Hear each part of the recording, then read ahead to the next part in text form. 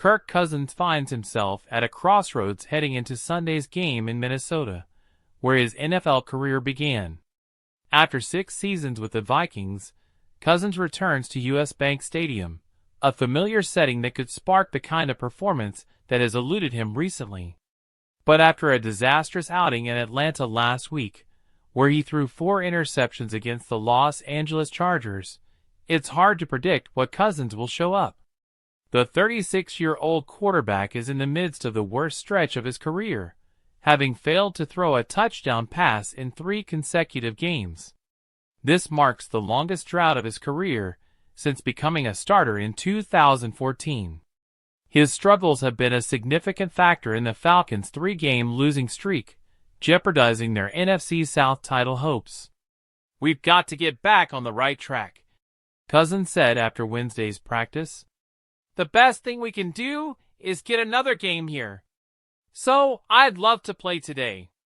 That's how you want to get out there, play, and get this taste out of your mouth. That's what we're chasing for on Sunday, a much better outing. They won't give it to us, I know that. In addition to his struggles, Cousins must contend with a formidable Minnesota defense that has been a turnover machine this season. The Vikings lead the NFL with 18 interceptions and are tied for second with 24 takeaways.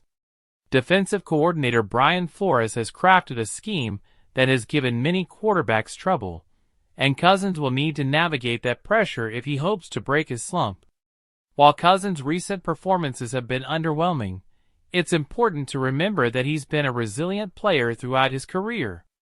In his 13 seasons in the NFL, Cousins has faced numerous setbacks, whether it was a broken ankle in high school that threatened his college scholarship, being drafted in the 4th round by Washington, or being benched at various points in his career. Each time, he has managed to pick himself up, and now he finds himself fighting through another tough patch.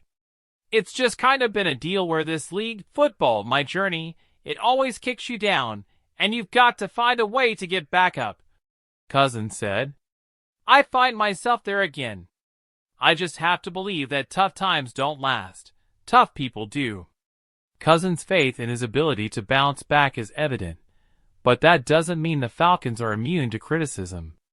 Offensive coordinator Zach Robinson, calling plays for the first time in his career, and head coach Raheem Morris both acknowledge that the issues surrounding Cousins are not the result of one single factor.